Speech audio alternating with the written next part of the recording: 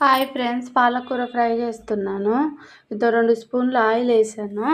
దాంట్లోకి ఆనియన్స్, పచ్చిమిర్చి, కరివేపాకు కట్ చేసుకున్నాను.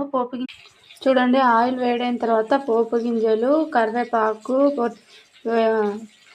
పచ్చిమిర్చి అన్నీ వేసేసుకోవాలి. ఇవి బాగా బ్రౌన్ కలర్లో వేగిన తర్వాత పసుపు వేసేసుకోవాలి.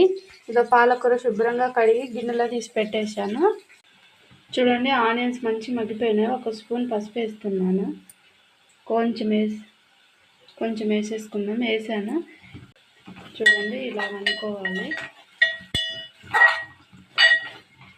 ఇలా అన్న తర్వాత 1 స్పూన్ చూడండి 1 స్పూన్ అల్లం పేస్ట్ వేస్తున్నా.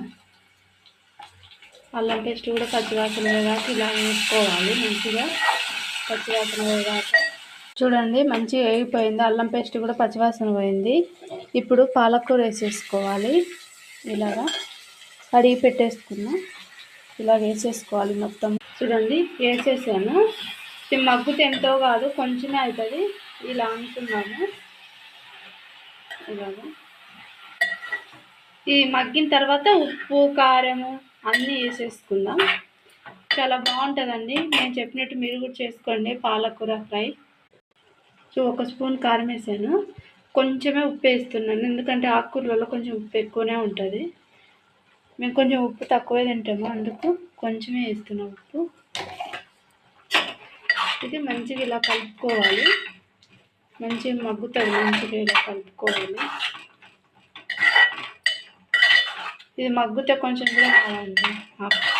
ఇలా కలుపుకొని మూత పెట్టేసుకున్నాం అండి. పాలకూర ఫ్రై ఇలా వచ్చినప్పుడు, ఇలా రావాలా, ఇలా వచ్చినప్పుడు మనం ఇందులో కొబ్బరి పొడి, 2 స్పూన్లు కొబ్బరి పొడి, 1 స్పూన్ ధనియాల పొడి, కొంచెం జీలకర్ర పొడి వేసేసుకోవాలి. చూడండి, వేస్తున్నాను. ఇలాగ వేసేసుకోవాలి. ఇలా వేసేసుకొని కలుపుకోవాలి. ఇలాగా ఇంకొక 5 మినిట్స్ ఉడికించుకుంటే పొడి పొడిగా వస్తుంది మంచిగా. చూడండి, ఇంతేనండి పాలకూర ఫ్రై. మంచిగా పొడి పొడిగా వచ్చింది. చూడండి, ఇంకొక 5 మినిట్స్ ఉంచుకుంటే ఇంకా బాగా వస్తుంది.